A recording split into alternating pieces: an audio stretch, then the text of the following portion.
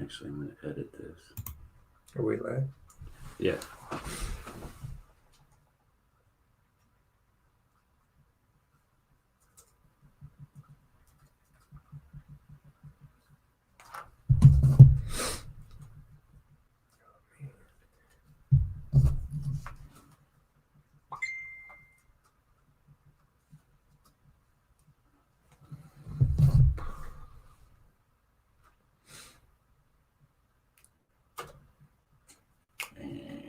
Boom. Oh, We are alive. the fuck? Hey, Deborah, Astrid. Oh man, we got people already. Yeah, we are. Hi, people. Hi, people. Hi, human beings. Hi, human beings. Alexa, open Law and Disorder podcast. We gotta find a generic one so it doesn't do a show. That's not our show. Our topic, you know. Right. Where is Alexa, open Law and Disorder podcast. I don't think she Welcome to Law and Disorder. she is. Now playing the enabler. Are you enabling your addict? Yeah. Hey, Lisa. Hey, Georgia. We got a good one. We're mixing it up tonight. Law and Disorder, the podcast that gets real with addiction, recovery, and We got a everything good in one. between. Hear the 360 Hey, Earl. degrees with your hosts, Glad Tim, you could make it, Disorder, bro. Earl's here? and Joe. Earl. Law, with guest speakers specializing in every field related to why you just tuned in. Welcome to Law and Disorder. You betcha. And remember, recovery is possible. You betcha. Tim You and bet it Joe, is. it's all yours. That's us. It's us. That's us. It's us. What? But Hey, Joshua. come on now. Cooperate, Facebook. Tag some people. You know the deal. Let's try this. Tag. Share. Find one person. One person. That's all it takes. At least one person. At least. You don't have to stop at one. Nope. Tim and Joe, take it away. Take it away. Take it away, Tim and Joe. Everybody hanging in there?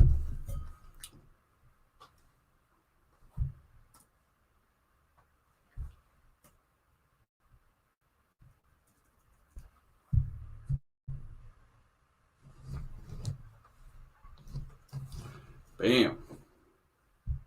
Yeah, where's David? David, come on, David. Did you tag David? Lisa did. Good work, Lisa. She's on it. She's on it. Earl's ready. It's good to hear, Earl. He's ready. Yeah, everybody about sick of this staying at home stuff? I sure am. Thanks for asking. I'm quite sick of it. Yeah, it's getting old. It is old. So old.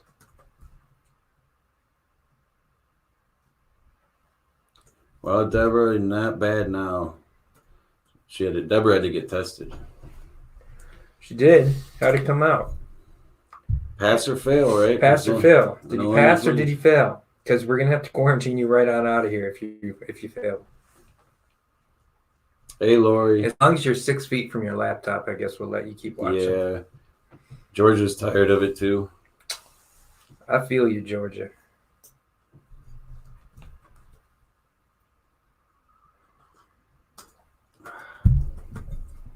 All right. Yeah, Lisa, shopping habits, they tend to shine in these moments because you can fill that cart all you want. I know Tim bought an Xbox. Shouldn't have done it. Should But you not did have it. done it, but I did it. Oh, Deborah's got to wait 3 more days. For results. Earl's still roofing. Still roofing. Well, that Look coffee at is Tim. Look good. at Tim just tagging people. I'm tagging people. Unfortunately, I'll probably tag some of the same people twice. Is this like totally ridiculous. Look at this guy trying to be like, are you trying to lead by example? Trying to, yeah. That's pretty crazy. I think I'm going to tag Demi Lovato next. She's had issues with addiction. Someone tag Eminem. Let's tag Eminem. Yeah. Happy 12th, Eminem. 12 years. Lisa, I got a roll for you. Yeah, They sell them at the barbecue joint downtown really? for $2.50. Wow. You wouldn't think that, but they do. I'm good, Earl. I'm always good. I'm good, Earl. We always make the best of everything. That's about all we can do. We try. I admit, though, it's been a bit of a struggle for me lately, but I'm trying. Yeah, it's getting to the point where you got to sometimes just, you almost got to chuckle. Yeah. But yeah, we're going to, time we got, oh yeah, we got another minute. So tag some people. Let's get going. Today's title is The Fuck? The Fuck? Guess who came up with that? I don't know. Not me. Was it you? Wasn't you? Could have just flown on, on the screen. I don't know. Maybe it was our intern. Could be our intern, yeah. Our intern does good work, I gotta say. Very proud of him or her. Yeah, Lisa, that's one thing you don't want to run out of is TP.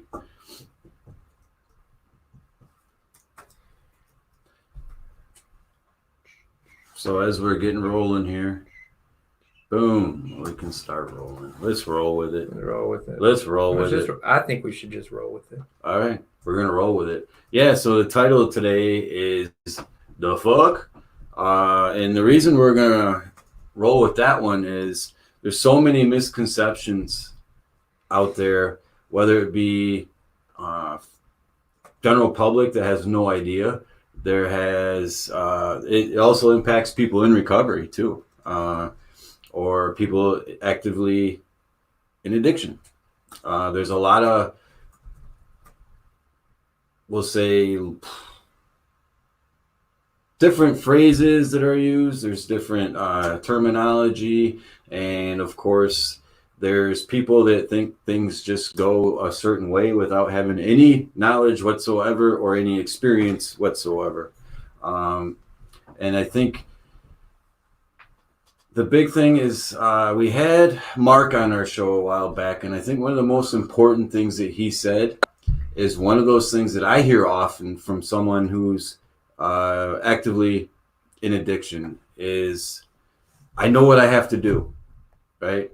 I know what I have to do. I've been here, been there, I know what I have to do. And like he says, like Mark said, was, yeah, what you know got you right here, right?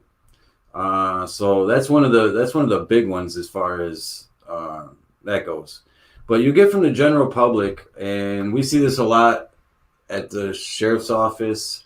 We put something out there that's a positive thing for the recovery communities, things that we are trying to do. And you always have those people that have these comments like, why would we pay money for this to help these people? They made that choice. And that's where I'm just sitting back like, the fuck? Right? I mean, what are they going? I mean, they have no knowledge of it. And that kind of all emotion. It's all based on emotion when people express things like that. Exactly. And like you said before, it's probably 9 times out of 10, they're angry at somebody. Usually. That they know that either stole from them or whatnot. And they take that anger out across the board. So anytime they hear addiction or recovery, the anger pops out and it's like, boom. Hey, Vanessa. Hey, Terry. Hey, Vanessa and Terry. So those are just some of them. We can go all day on this topic, I believe. But yeah, that's a lot of times it's very, very annoying to hear those things.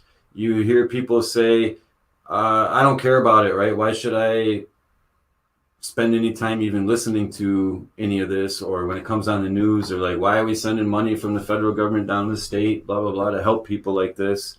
And they chose this lifestyle. Or you hear often, I mean, the big thing I hear is they're all shitbags, right? And that just goes right into the next one, which is they think it can't happen to them. It can't happen to their family, right? So that's one of the big, the fuck right? Because so many people are like that until it happens to them, and then it's a big eye opener. Yeah, the whole "it can't happen to them" I think is definitely a huge misconception because it can happen to anybody. There's no like question about that. Um, I mean, I didn't expect it to happen to me when I was sitting in the health classes in middle school watching videos of people shooting up. I never believed that whole "this is a gateway drug" or any of that. That if I used once, I wouldn't be able to stop. Right. But that's how it played out in my case. So anyone who thinks that it can't happen to them, they're wrong. Yeah, so that's one of the big ones. But it goes all the way to just like back to Narcan, simple Narcan. Like, why should we pay this to save somebody's life so they can go get high again, right? That's one of the fuck, right? Because now you're looking at, okay, you can't save somebody's life if they're dead, right? Right. So we all know it takes more than one round of rehab. It's a daily battle, right? So you can't just base it off of one time, and you get a lot of that. And you guys, while we're talking, feel free to put in some of the things that you've heard that you feel are like Just misconceptions, right? Yeah, misconceptions. That's what we're after, right? So I'm gonna throw this up here. They will never change. Lori, that's a good one. They will never change. You hear that so often, and I've heard it from parents, right? And I think why they say that is because they keep taking the same route. Right. Doing the same thing and expecting different results. I'll take that a step further and say there was a time when I believed that I would never change, right? I thought that I couldn't or wouldn't do it internally, like really kind of believe that like this is a hopeless situation. I might as well give up, right? And a lot of addicts do give up. They believe that change is impossible. But that's another misconception, man. Just like anybody can become addicted to a substance, anybody can recover from that addiction. Right. It just takes help, and it takes a little will, but it can be done. Yeah, and a lot of times you have to look at different routes. If one way didn't work for you, and it doesn't work the second time, it's probably time to start looking at a different route. Apparently, your shirt is wanted, but don't take it off right now because I really don't want to see that. Not again. No. Once is enough in one day. Oh God. LCJ. Okay, so jail had a positive on your life. Doing the thing, it's hard, but it's look at the pain myself and family. Yeah, that's what it is, Earl. Without a doubt. Lisa says, "Amen." Yes, indeed. Okay, so we're gonna go up here and pull this up here.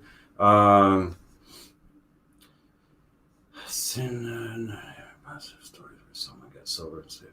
Yeah, and that's a very good point because if let's say you go to the store and you buy something and you're looking at buying something and you go there, they help you out, they're fantastic, right? You might go tell one or two people, right, that you had a great experience at this store, but it's a proven fact that if they were like, get out of here, we don't have what you're looking for, you don't know what you're talking about, or you don't have enough money for this, you're going to walk out of there, you're going to be upset, right? You're going to be very upset, but you're going to go tell at least 10 people about your bad experience. And and that's kind of what goes on in society's built itself, especially with social media now, so much around drama and negativity that I think that's where that plays a role. Yeah. And I'll say this. Here's an example of a positive story. And some people might think it's silly, but it was just in the news, right? Eminem just celebrated 12 years. And when you think about, he says that he nearly died of methadone and a methadone overdose in his own presumably very large, beautiful bathroom when his daughter happened upon him and called 911, right? Mm-hmm. Look at everything he's accomplished in those 12 years. So there are success stories. They are harder to find, but we're here to try to spread more of them. I'm trying to be one, and I'm trying to help others become one.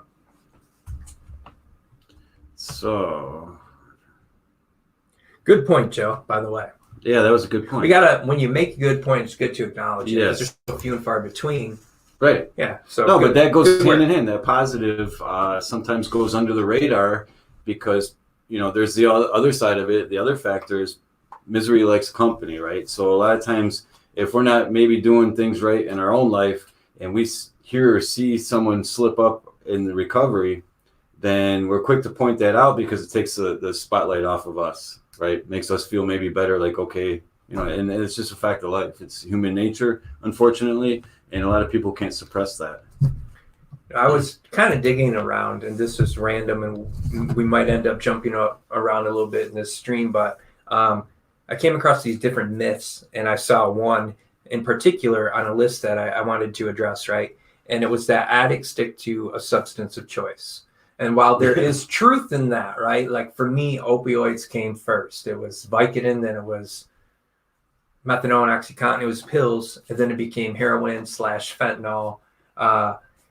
There is truth in that. That always came first, but whenever I could, I mixed it, right? With cocaine and crack. And more to the point, if they had taken all the opiates off the street, I would have still used, whether it was drinking alcohol or something, because the point was I was not coping, right? I wasn't, I had issues that I wasn't addressing that I was just trying to bury and conceal. So I would have found a way to do that, but it would have probably actually, in my case, been benzos, right? I'd probably had a good old healthy Xanax addiction if I couldn't find opiates. Yeah. So while addicts do tend to have a drug of choice, that's just, again, a symptom of the disease. That's not something that really was the focus. The focus was on what I felt and my desire to not feel it. So you're saying like that typical, okay, this person, so-and-so is a heroin addict, or so-and-so is an alcoholic. I read a study where they said that that's not the case anymore. It's exactly your point. But they use what they can. Like if they don't have heroin, they're going to go to prescription. Right. And then they start mixing it, right? They'll take, they'll use alcohol to bring them down. Right. So they kind of find their own balance, and that's kind of like self-medicating, but they're trying to control their high. Right. To where they feel most comfortable. And they say, like, most people in active addiction are playing around with 3 different substances. Really? I didn't know that. 3. Yeah, 3. It makes sense because for me, if you put everything on the table, you put meth and all that, I would not touch the meth. I wouldn't mess with the bath salts. The first thing I would do would be go to the opiates, the heroin, right? Well, that's because you know it. Yeah, that's what it was, my drug of choice. Yeah. But then I would have also dabbled in some crack. And I would have dabbled in some Xanax. Like I would have probably. Those would have probably been okay. The 3. So let's take all those away, and there's meth there. Yeah, I would have used the meth. You would have. Okay. Yeah, if not today, probably tomorrow. And that kind of completes that whole point. Is when they run out of their main drug of choice, that's what they do. They go to the next thing. So yeah, that's a really good point. That's definitely one of those myths that are out there. Another one is. And this is my favorite one because it's kind of like impacted me indirectly in my life, is when someone says, yeah, there's a big difference between illegal addiction, drug addiction and prescription drug addiction. Like these are prescribed. It's okay. I can take them. Right. Yeah. That is like a huge myth, right? Like, because there's no difference. If your addiction's addiction. The only difference is the stigma. Because if it's illegal, then you're breaking the law, so on and so forth. And if it's illegal, it's seen as taboo. Whereas when a doctor prescribes it to you, it's often seen as like appropriate, right? But that's not always the case. And even if it is the case, even if it's appropriate for you to have a chemical dependency in order to treat something, it doesn't change the fact that your body and your brain become dependent on these substances. So addiction is addiction. Yeah, and that would be the same as saying I'm not an alcoholic because alcohol is legal. I mean, it's the same concept. Right. We got a great comment right here from Cinda. Some Cinda. Yeah. Let me pull that up. All right, there we go. We can't help those who don't help themselves. That is a good one, Cinda. Yeah. I don't know where you came from, Cinda, but I like you. Right? Already appreciate it. I already appreciate it. You guys some valuable input. Love it. Yeah, Tim, go ahead. You go ahead and knock that one out. In NA, I remember when I first showed up, I used to hear, "We'll love you until you can love yourself." So to say that you can't help anyone who doesn't help themselves, I mean, you can't get clean for anybody else. And it's a slippery slope when we talk about enabling. You definitely could drift into that territory, and maybe some decisions you make could do more harm than good. But to completely to say that you can't help somebody who won't help themselves, just period, end of sentence, I don't think that's true. I think you can. Sometimes we have to protect our loved ones from themselves because they can't do it. So we have to step in. And I think that sometimes is mistaken for we can't want it more than the addict, right? We can't want the recovery more than they can, because if they're not willing to make certain steps, we can't make them. You can't force somebody into recovery. It's just not going to work. It's just I think that's two things that are maybe confused a lot. But yeah, you can't help those who don't help themselves. That's a myth. That's a myth for sure. So this, Deborah, that's right along the lines exactly what we were just talking about. Exactly. Yeah, that's exactly right, Elena. Are you calling me a horse, Elena? He's a horse. I'm not a horse, of course. Mr. Ed over here. Georgia says, what are y'all doing right now in your recovery? What do you do instead of use? Xbox. So this is you guys go ahead and comment while I tell this quick little story about Keep Tim. those comments coming. Yeah, keep them coming because we're gonna get to them. But while I'm telling this little story about Tim and his Xbox, yeah, go ahead and drop those comments and what you guys are doing. So Tim gets an Xbox and he tells me, "Hey Joe, you should get one too, right? So we could play, right?" I did say that. I recall that. And I was like, Tim, if I do it, I know I'm done. Like, I'll lose my family, my life, my job. No more podcasts. Yeah, you wouldn't. It'd just be disorder. I wouldn't be sitting here, right? Or we change it to an Xbox podcast. Yeah. Hey. But so Tim was like, yeah, he's like, it's bad, right? Because he said he joked around, but it's kind of true. No, it's legit. It's a time suck. And like the addict in me, for sure, like when it's funny because it's relatively harmless, especially compared to the lifestyle I was living. But it's not inaccurate to say that like I'm on the fine line of being addicted to video games. You're close because I'm going to fill you in on something. I didn't even tell Tim this, right? So today I'm driving down the road and it was around lunchtime, and I see Tim crossing the road going home, right? Yeah. And I knew, like, the first thing that popped in my head was he's going home the game, right? So later on when we talked, he's like, yeah, man, I went home on lunch, and I'm like, I'm thinking to myself, yep, I already know. But he did something, it was at least beneficial, the fact that he played a game against his son, right? Yeah, and that's like why I bought it. Was because right now him and his mom are kind of quarantined for me, which sucks for me, but it's probably the right decision. I support her decision to do that, but it just kind of gives him something to look forward to. And but the point is, like, I enjoy it too. And addiction is addiction, man. It can be gambling, it can be sex, and it absolutely can be video games. And I think we need to do that.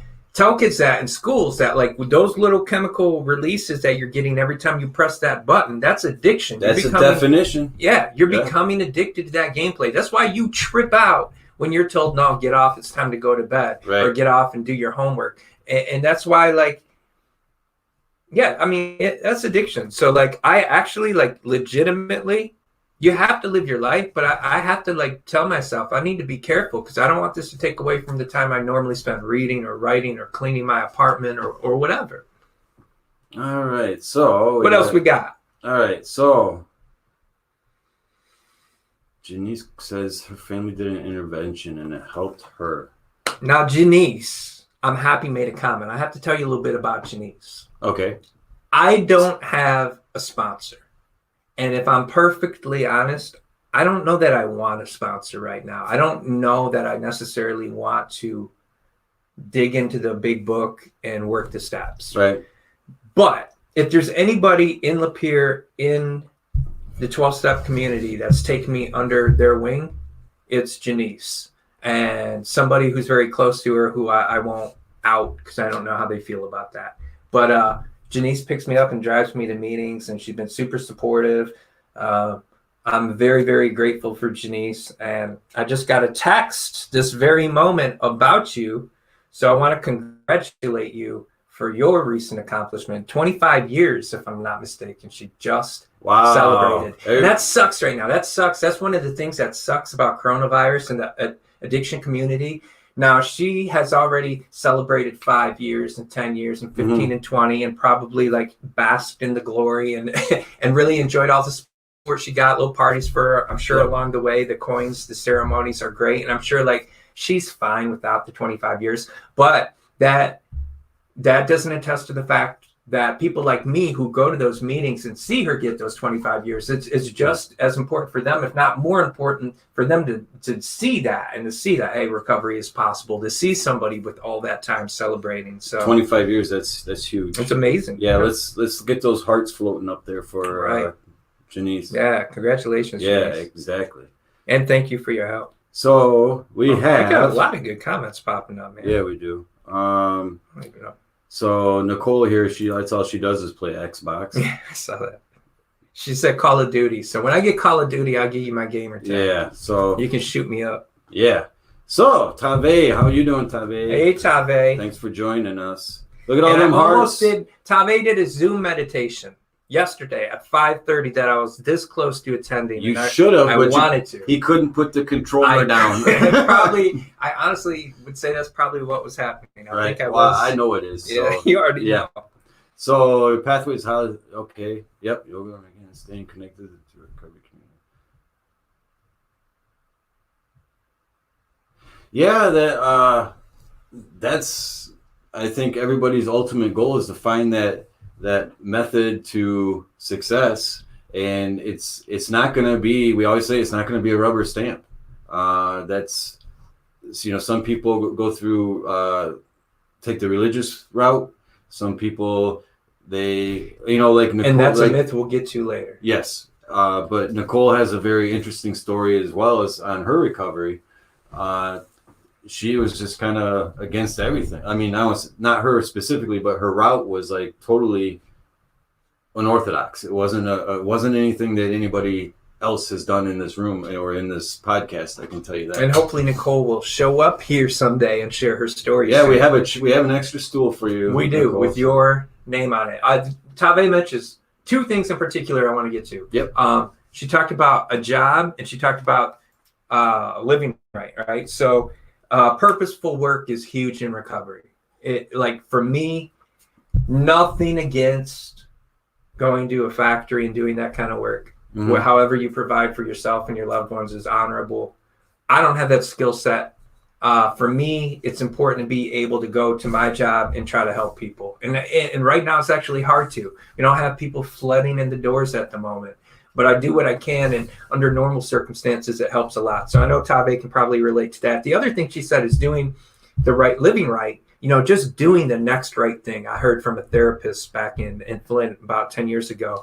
And a lot of people say it. He doesn't own a patent on that phrase. But we sometimes want to fix everything at once. We see all the damage we've done. We want to repair all the relationships. We want to get that purposeful work, and we want to do A, B, and C. But really, all we can do is the next right thing. And if we do the next right thing, that thing that's right in front of us, the rest will take care of itself. And that falls right into the short-term, long-term goals and establishing those and sticking to them. You can't jump past those little things that add up to the big things. You have to pace yourself, and you have to make sure you're going down the path you want to go. I think this one here is interesting too, that we have Tave's comment. Yeah. She also doesn't have a sponsor. And you know what? I don't know her super well, but I would have guessed based on what I do know of her that she would have. So that's interesting. It isn't.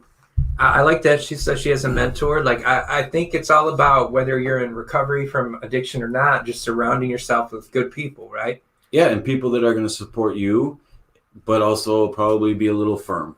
That's kind of important. They hold you accountable for certain things. Having a mentor, having someone you want to emulate, that's a great thing. So, and just even if they're not a mentor, having someone that you can bounce ideas off of, friends and whatnot, loved ones. So valuable insight from Tave. Yeah, and I appreciate it. Deborah, this is a good one here. Yeah. So time on your hands. That's probably we've talked about it. It's almost the worst case scenario. Then you add in the fact that people are getting stimulus checks, Trump checks. But yeah, so in Deborah's case, she's had no income because she's off right now, and she's got to focus. That's a tough thing. She's got a lot of outside stressors that she has to cope with and deal with and maneuver through, so she doesn't just slip back, right? Because a lot of times that's what happens. They're overwhelmed. People are overwhelmed, and they're just like, I need to exit. If I'm not mistaken, the number one reason that people get divorced is financial stress, actually, and it just breaks relationships. That's why we stress to our kids, go to college first, establish yourself first before you get hitched. Right. I think the same thing. I don't know the statistic, but I'm certain that financial stress is way up there when it comes to reasons people relapse. Mm-hmm. It's got to be. It has to be, yeah. It's such a, when you're already isolated like we are nowadays, and then you throw that financial stress into the mix, man, that's a storm that's brewing. That's rough. Right. Deborah, if you need anything, you reach out. Terry, this is a very good point right here. The 12 steps, it's been around the longest. It's the longest running program. It works. But it does work. But now we're coming into a kind of a new world of therapy and treatment with the advanced medical assisted treatments, different forms of counseling. We have a lot more groups, I believe, through like your community mental health or wherever. And insurances are opening up, paying for a lot more of this stuff, making it happen. So I think that's a very valuable point, Terry, just in the fact that the 12-step program goes back so far. Tim just said it works, but yet it's such a solid program and probably was the only one stable. It's very stable, right? It's very, what's the word I'm looking for? Established. So it's not something that's just kind of being put together. Hey, we'll try this. It's been around, and it's definitely generated a lot of positive results.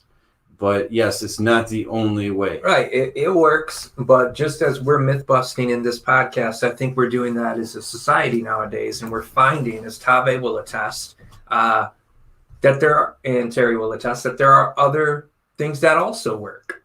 So we're not in just a 12-step world anymore. We're in a world that is becoming increasingly holistic. I see someone mentioning smart recovery. That can work for somebody too. But here's a good comment. Yeah. So Cinda, that's a very good comment. 3 decades of struggling, and he's not into religion. So here's a little scoop on us. I totally support the religious programs that we have in the jail that work with addiction and recovery. I totally support them. I have the utmost respect for those programs. On the flip side, I'm not a religious person. Okay. So I can relate to your brother as far as that aspect of it. There are many, many programs. I highly suggest he reach out to some of these hotlines, and these hotlines are usually tied into programs and therapy and help that's offered through your local community mental health. And they've expanded quite a bit. They offer quite a bit. And there's a lot of places out there now that are getting in the game. and offering some fantastic programs that are not so much religious based. One was mentioned, and that is Smart Recovery. I have used it. There are some great Zoom meetings that Smart Recovery puts out there. That's cool, Tave. You know what, Tave, while you're at it, how about you send those to us? Because then that'll give me an opportunity to pass them along in the future. Maybe you have a few that I don't know of too. So if you could send those resources my way, I'd appreciate that. But yeah, they're like, Smart Recovery is a great example. I'm glad somebody threw that out there. There's a lot of, I think there's in a way more like self-study that takes place in Smart Recovery. There's a lot of things that you can read and do on your own, and different like worksheets that are available on their website that people can use to kind of think through what they're going through. So yeah, there's lots out there. Yeah, and a lot of times one of the other myths is therapy doesn't work for me, right? That one I hear quite often, and then I'll ask the question like, why do you feel it doesn't work for you? And after about a 10-minute roundabout on what goes on in these meetings, it boils down to there's just like a personality conflict. They're not linking up, and they're not just gelling. And I think a lot of times that has something to do with it, where you have to realize there are other therapists out there. There are other people that can help you with other personalities. They're not rubber stamped either. And it's very important that you make the effort to find the right one. And I think once you find that right one, you build that trust, and you build that accountability is automatically tied to that trust. So definitely something to look at. I think you summed that up well. Here's another myth I want to throw out there. Addicts could stop using drugs if they really wanted to. Yeah, that one is very popular on our sheriff's office Facebook page. Like I said, anytime we put something out there, that's a very common response. Yeah, the whole choice thing. Like, we choose to do it, and again, it's kind of a tired argument, but like, we choose to pick up initially. We choose to experiment, or we choose to try to solve our problems through chemicals. Initially, it is a choice, but there becomes a point where it's not a choice anymore. It becomes a disease. Right. No, that's definitely a good one. So we're going to move on. Deborah says, yeah, so Deborah, that's a good point. Hear that a lot. Yes, we hear that a lot. And I'm just going to tell you from our perspective, that's why we started this podcast. Okay. So there's things that we both bring to the table from different perspectives and can relate to each different perspective of addiction and recovery. Tim obviously has been through it. I haven't. Even though I grew up around it, that still doesn't qualify me to say I know what you're going through, right? What I can offer is the perspective from law enforcement, what we're doing to make a change, what I see it's a repetitive thing when people are coming in. It's a rubber stamp as far as that goes, is when an addict comes to jail, the behavior up until they're actually through the detox and all that, and even until they're released, it's almost a rubber stamp. But yeah, that's what we bring to the table. And that's why we kind of started this. Pull up Terry's comment if you don't mind. Got it. Echoes. Yes. It echoes what was it Deborah just said? Yeah. Yep. Deborah said that. Yep. Yeah. And you know what? When Deborah said that, Terry, you're who I thought of, because we've talked about this before. And, I kind of understand, like, my therapist has some experience with it, right? But not a ton.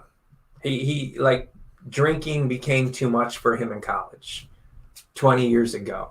And while I think it does give him some insight into my struggle, mine was so much more like all encompassing comparatively, that I think he will admit that he can't really relate entirely. Mm-hmm. But to like dismiss people who don't have personal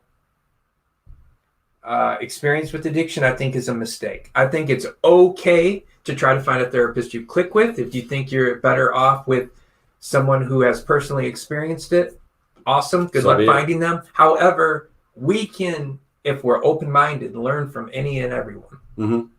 And we all have to learn. Like law enforcement has to learn, and I think it's very important. And I've mentioned this numerous times.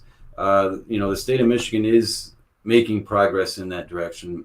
They hired someone to oversee a panel that's going to implement certain programs within the correctional area, and she's in recovery, which I thought was a fantastic thing. She's going to know better how to set things up and those fail safes to build those in. And I think that's a genius. And you're starting to see that go in that direction. You speak from your experience. Yeah, Georgia, that is very true. And like I said, I grew up around it. I seen it firsthand. And I am able to take that plus life experiences of my own and apply that when dealing with people that are incarcerated, that are going through addiction and recovery. As you know, I'm very direct, and I think that's like my approach. I'm just being honest. It's more effective than either ignoring the problem and hoping they don't, that they do it on their own. Whatever guidance I can offer or assistance, it only benefits the community. So why not, right? And if we didn't have people, if we only had people who had personally dealt with addiction trying to solve this problem, as a whole, we'd be far less effective. This is an all hands on deck type situation. So we need people like Joe. We need people like Georgia. We need people who haven't necessarily struggled with addiction themselves, but care enough to help those who do. Right. Because at the end of the day, it comes down to budgeting and networking. Yeah, Georgia, that's a good point.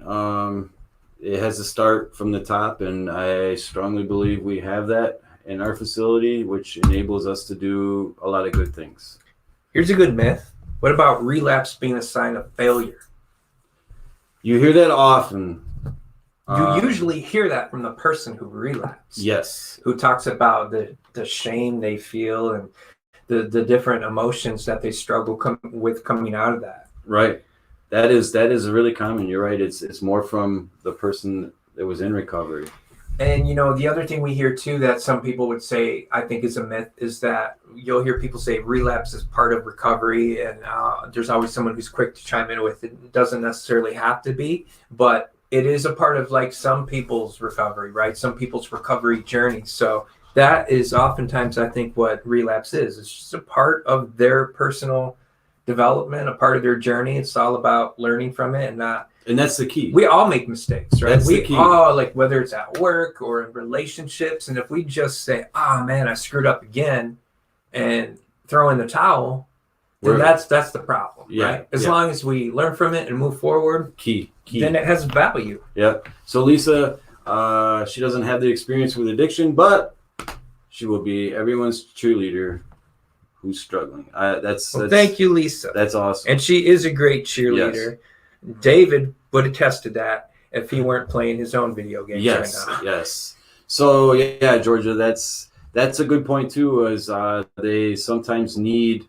I'm in a unique position where I'm able to address that like whole perspective from law enforcement. It's a unique position that I'm in, but it's not very common.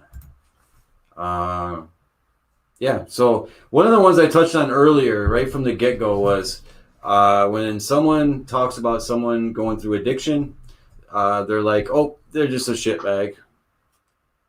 And that is, unfortunately, that mentality is in the general public. It's in the neighborhoods. It's in a lot of, I'll be honest with you, it's in a lot of law enforcement agencies. It's in a lot of mental health employees. You hear it all across the board.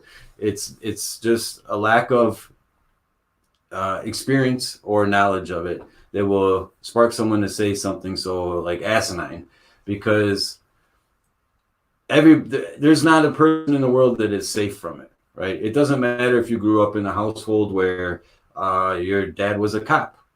We've seen many kids go through the system where they're struggling with addiction, and one of their parents or both are in law enforcement or on that side of it. But nobody's safe from it. It doesn't discriminate. It doesn't say, "Oh no, wait, your family is in law enforcement. No, we're gonna go over here."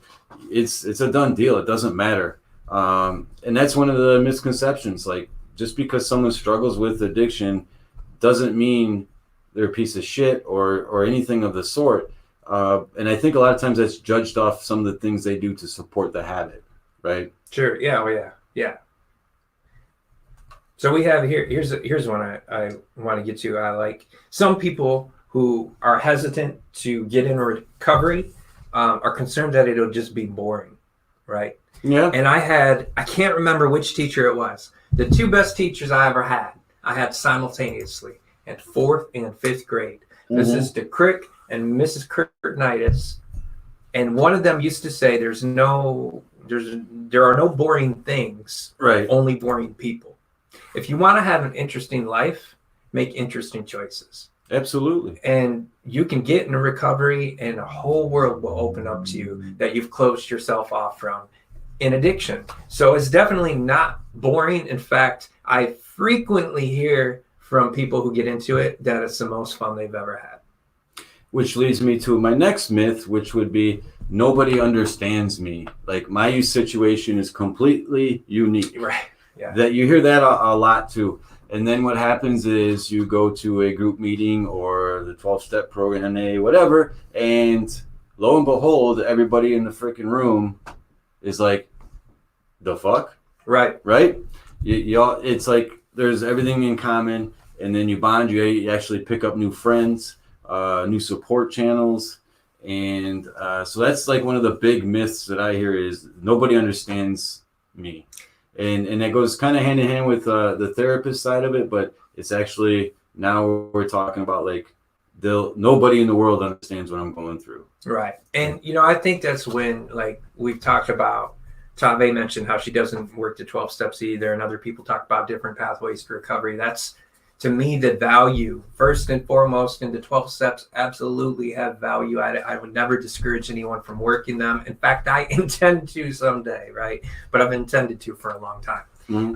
But I hope I will someday, God willing. And but to me, the true value in 12-step recovery is the community itself. You go in there and you learn to identify with the other people. You stop disqualifying yourself from company. You stop saying, no one understands. Right. I'm a special snowflake. Like, yeah, we're all special. But when it comes to this problem, you're not. Guess what? Millions of people have struggled with this problem. Yeah. And so many people's experiences Mirror yours. Yeah, exactly. If you just open up and get honest about it, and then that lifts the shame from your shoulders, and you find that there are people who understand and people who are there on the same journey who want to help bring you with them. Right. Oh, Jessica and Ann's here too. Bronator.com. Yeah. And hi, Ann. Yeah. Hi, Ann and Jessica. That's a lot of hearts, Jessica. Thank you. Yeah. I hope, are the red ones for me and the blue ones for Joe? Nope, that first one's for me. The rest are for you. Oh, man. That's awesome. Yeah, but Oh, she got a black one. yeah. So there's a lot of different ways to look at everything, and you can respect everybody's opinion if it's coming from the heart. And something like, hey, well, there's Natalie too. Go to sleep, Natalie. Go to sleep, Natalie. So yeah, and if it's coming from the heart and they're open to discussion, I think that's a positive, right? Just because it may be a negative statement, if they're willing to discuss it, then I think we've already made some progress, right? I agree. Yeah. But it's though, and I think we've made huge steps in that direction. huge. Like it's churches are getting involved individually, setting up groups. It's insane, like how it's grown just over the last probably 5 to 7 years, and I think that's breaking the stigma slowly but surely. And part of that stigma, now that I brought it up, is some of the terminology. They're trying to. We've kind of touched on it before. They're trying to change the terminology. Oh yeah. Yeah. So it's not like they shy away from obviously junkie and all that stuff. Those negative terms. It's not abuse, because that's not implementing a medical disorder. And it's just abuse would be, I mean, technically it is, but in this case, they're trying to redirect that to a medical. So it'd be like misuse, those type of terms that they're trying to push us towards. And that, you know what, that's well and good, right? That's just another, that just falls in with going from manic depressive to bipolar, right? So we're always trying to become, nowadays we're trying to become more sensitive and refine our vocabulary so things are less offensive and more inclusive and all that, and that's and more positive rather more than positive. negative. So we're uplifting people. That's well and good.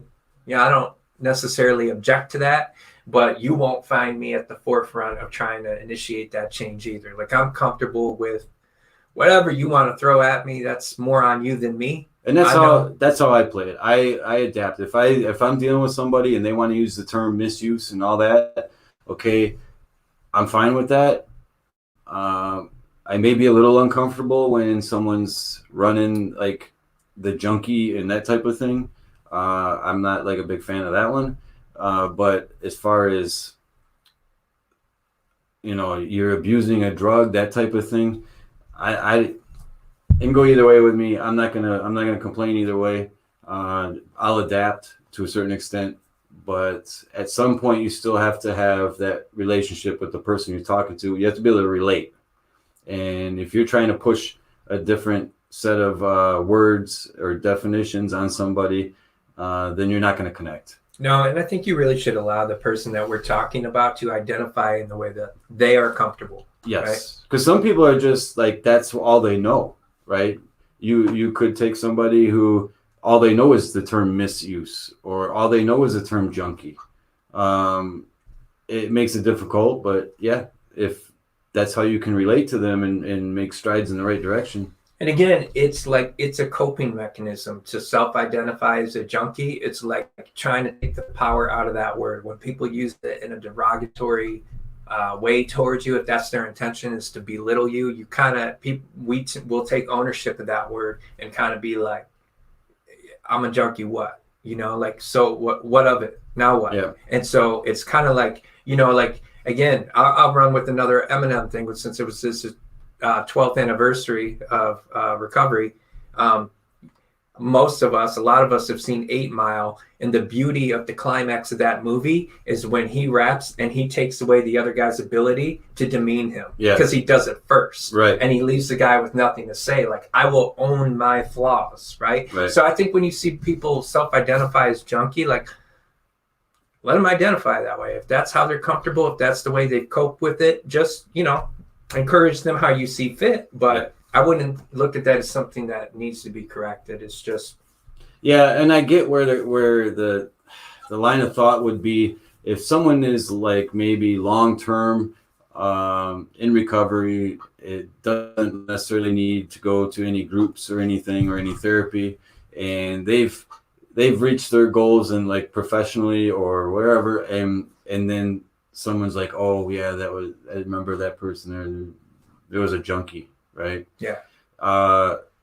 And all it takes is a combination of like life stressors, stress at the job, maybe they failed a project or something, and then they get that they're terrible, like negative word in their mind, right? And it kind of brings them back down, and that could be a negative impact, right? And that's name calling. No, I don't think we should demean others and belittle them and call them names, know.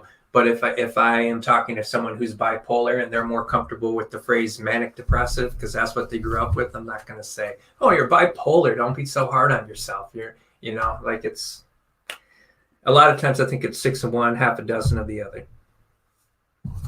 Yeah, that's definitely one of the things they're big on right now is changing that terminology.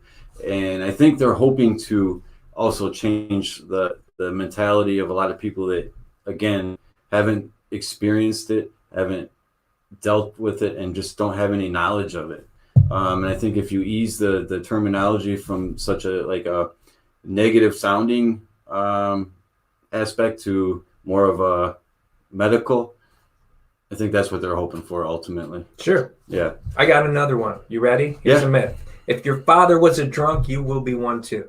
Now that one I wanted to pull up because like That's two-way though. And before I'll let you get going here Go in a ahead. second, I No, know, go ahead. but it works both ways.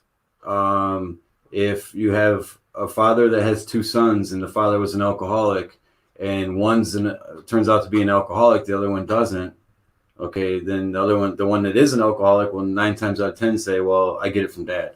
Yeah. Sure. Yeah. Okay. So, and that's because what they're referring to are environmental factors. So environmental factors play a huge role. If monkey see, monkey do, right? If your father's bringing home a 6-pack every night, or he's bringing home a 5th every night, It's acceptable. yeah, sure. And then, of course, that's referring to genetics, right? Like genetics play a role, but they're not the determining factor. The reason I even bring it up, the reason it's even like a important issue to me is I have a child, and my worst nightmare is that child is not a child anymore. He's almost young man territory. My worst nightmare is for him to struggle through what I did, because like I survived possibly against the odds. And even in surviving, I still did a lot of damage where I'm struggling to overcome it. Like I don't want that for him. So no, I don't think that the fact that his father struggled with addiction means he will too. I think he's got an excellent chance to not. And to understand it and be someone like you or Georgia who is able to help people despite not having personal experience with it. So you're saying your negative experience was an educational experience? I certainly hope so. Yes. I think it can be. You know, he's a smart kid. But again, when we started this stream, we talked about how anybody is susceptible to this disease. Anybody can. So I'll definitely, at least I'll say this. He won't be able to pull any wool over my eyes. Right. Won't be no bullshit that I don't see through. Yeah, that's definitely not going to happen. So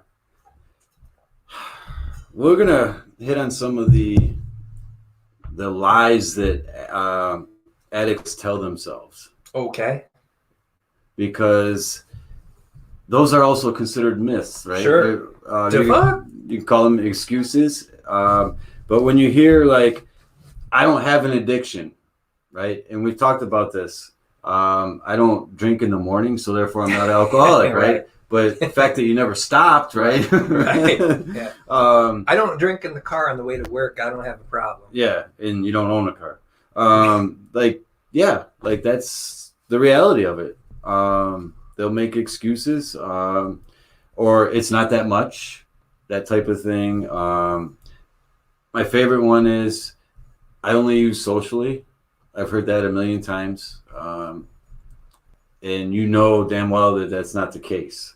Especially with some of these heavier drugs. Even if it is the case, someone who is able to only use socially on weekends and in a somewhat controlled fashion, that's not the criteria about whether or not you're a substance abuser, right? Yeah. Just because you only use when friends are around doesn't mean you're out of the woods. Like the criteria really first and foremost is manageability. Like how's it impacting your life? If there are consequences, if you're sleeping in Saturday morning instead of waking up and feeding the baby and you're letting it cry for an hour, there's a problem there, right? Yeah. If you're like just slacking off in other areas of your life while you're grinding through a hangover, it's something to think about. Don't think that you don't have a problem with it, right? So again, people, we want to disqualify ourselves from addiction and recovery programs and all that sort of thing. But yeah, it's not how to look at it. And we got a good comment up there too. Right. I'm not hurting anyone but me. That's very common. What do you care? It's not bothering you. It's just hurting I'm not even hurting myself. Sometimes they'll say, it's like, what's it your business? You hear that a lot. I have it under control. Those all kind of tie in together. It hasn't changed me at all. Like you just said, I can still function. I'm still going to work, whatever. But the danger is there. And it's just escalated to a point of high risk at that point. If you are hurting yourself, the odds that you're not hurting anyone else around you are astronomically small. Yes. You may Agreed. not be like just destroying lives left and right. It may not be scorched earth in every direction that you look. Right. But that doesn't mean that you're not in some way hurting people around you, whether it's coworkers or families or significant others or the mailman. It could be anybody. Like if you feel that way, you're either not being honest with yourself. You're wrong. Or you're just ignorant to learn what you're really doing. You're wrong if you say that. Frankly. I mean, I mean, you have to be living on a rock to not be like, you got to be on Mars by yourself. And even then, you probably are hurting somebody. Because if you were sober, you'd be remembering to send out birthday cards that you're otherwise forgetting to do. Like little things we overlook, even in recovery, even with the clearest and soberest of minds, we overlook so many opportunities we have. My favorite one, one of my favorites, because I have quite a few of them. The drunk driving wasn't my fault. So I hear that a lot, and not necessarily to do with alcohol, but also prescription drugs is a big. Well, the doctor prescribed it to me. Well, hey, dummy, did you read the package? You're not supposed to take 4 of them. They all say that. Like every bottle says that. Like, hey, if you feel woozy, don't drive. Don't drive. Yeah, this is not a get out of jail free ticket. This bottle. Yeah. You still have a responsibility to. If you're going to get behind that wheel, you better be able to do it safely. Yeah, or my doctor prescribed. I have a prescription. That don't mean anything. But that's the mentality. That's another excuse. What do we got? Some other ones. The job thing. I'm still working. I'm still employed. So also, have you heard the term functioning alcoholic? Yeah, that's what comes to mind for me with that. And there is usually a difference when alcohol is just another drug when it comes to addiction, but alcoholics sometimes can manage to juggle amazingly many different responsibilities and continue to drink. As long as they maintain that certain level. I've seen it, but it doesn't mean you're not a drunk, right? Doesn't mean that you don't have a problem just because you're keeping that job. It might be just through the graciousness of your boss, or you might have a hell of a union behind you. Right. Doesn't mean that you don't have a drinking problem. Or an endless supply. Because as soon as that supply dries up, then it really we'll see then. We'll see then, right? And by the way, the health department has beds if you're going through withdrawal. Did you see that? Yeah. I thought that was super cool. Yeah, that's pretty cool. I have to get the details on that one. I just need to get through the day. That's another one. Just one more? Yep. I'm stressed out, had a lot going on, this and that, and dealing with this. I just need to get through the day. Leave me alone. I'm just going to pop these pills or do whatever. And a lot of people are, I'll quit tomorrow. Probably not. No. How many times have you already said that? I know that there were dozens, if not hundreds of times where with all my heart I believed that's the last one. Right. That's it. I'm so committed to quitting, I'm going to throw the straw out the window. This irreplaceable straw is gone forever. How can I use? But come to it the next day, you'll be looking for that straw. I'll be going to Speedway first in the morning, and it'll be like, why do you need a straw with your 16-ounce coffee? That's weird. Who drinks coffee with the straw? I do. Yeah. No, I don't. Yep. I broke my promise to myself again. Yeah, so Lisa, you've seen that too. The full functioning alcoholic. It's a thing. It's kind of definitely it's almost like a enigma. It's within the world of addiction and recovery that people can maintain despite a drinking problem, but they're still alcoholics. So, does anybody else have any myths they want to throw up there real quick? Because there's definitely a ton out there. We obviously didn't get them all. Like I said at the beginning, we'd be here all day if we were looking to hit every one of them. It's not possible because I think every day there's new ones. And that's kind of the point of the show today, was to kind of break it down. There's a lot of negativity out there, and you hear a lot of false statements. Sometimes from addicts from in sometimes people in recovery, sometimes from parents. Like my one that I brought up at the very beginning was, I know what I got to do. I know what I got to do. And then the next thing you know, guess what? Yeah. Well, you knew what you had to do, then you shouldn't be sitting Why right didn't here. you do it? Right. Right, right. So, yeah, Kristen, that's an awesome point for sure. When you overcome the addiction and have your goals that you're accomplishing, you are showing not only your children but other people, it's the community, that it is possible. Like if your community just like take the kids out of it, your community knows, right, that you were arrested on this or that or this or that, and you were doing this drug or that drug, and then they may have had that mentality, oh, it's a piece of shit, drunk, whatever, alcoholic or drug addict, junkie, whatever the terminology they use. And then maybe a year or 2 years later, they see you working at the bank or something, or anywhere. And they're like, oh, wait a minute. That can't be the same person. I see that a lot too. Yeah, it is the same person, right? Yeah, I'm trying to do that, right? I'm trying to show people that they can change, and not just addicts necessarily, but anybody who has things they want to change, they can change.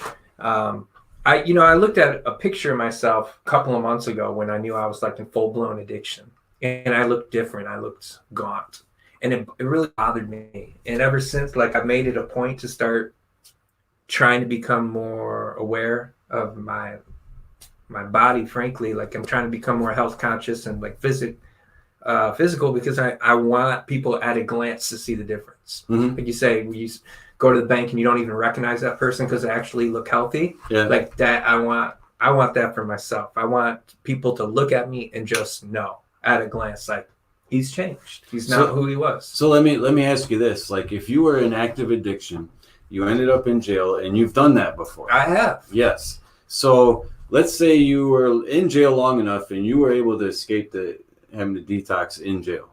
You were fortunate enough to do that, right? Or unfortunate enough, however you want to look at it. But for those that detox in jail, in a jail cell, when you were like booked into the jail, I think we should be able to give those pictures out to people, especially if they stay for a long time and they get their brains working somewhat better. Their bodies are healthier. They're eating. They have a regular schedule, and there's like worlds of difference. Like literally within like 6 months it's unbelievable. Yeah, it doesn't even necessarily take that. Yeah. But for a lot of people, it's shorter than that, for sure. It happens quickly, man. But And I see the difference in myself now in the mirror, and it's it's crazy. It's a big difference, and I'm not necessarily like 100% healthy nowadays either, but I'm healthier, and I'm not. The problems I have today are like Xbox. Well, like eating a whole pizza when half is enough, right? Like it's still like a character flaw that I need to work on. Like there's still so much opportunity for growth in my life. I didn't cross any finish lines, so. What do we ever? Like, nobody's perfect. And I think it's a good point that you make. Like, you have to like look at the small accomplishments and build off of those. And you started by looking and be like at the pictures, like, wow, right? I don't want to be like that ever again. Right. And now you that. And I thought I looked good back then. I thought I looked like all right. Like I didn't think. Like, I think it was the hat.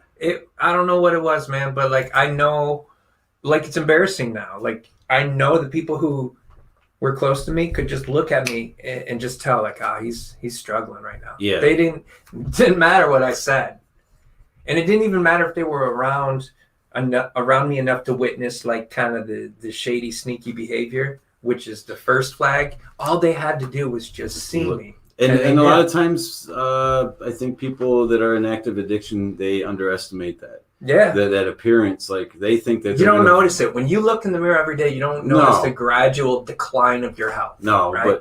but you also on the flip side, you're using your verbal judo to manipulate and I remember, whole story for another day, but I did a lot of like grimy things to use, and some of them I've told stories about pawning my son's possessions. And I remember my son's mom called me out once and said to me, "What kind of mental gymnastics did you do in order to like convince yourself this was okay?" Right. And it was just like, oh man, I don't know. But yeah, a lot of things are underestimated, and physical appearance is definitely one of them, where you almost like you're looking at them and they're trying to tell you this wild story about how they're not using, they're successful, they're doing everything right, and they're in recovery and there are no problems, and you're just looking at them like didn't even hear a word you just said, but why don't you look in the mirror, bro? Yeah. But like you said, you as a person, you don't see that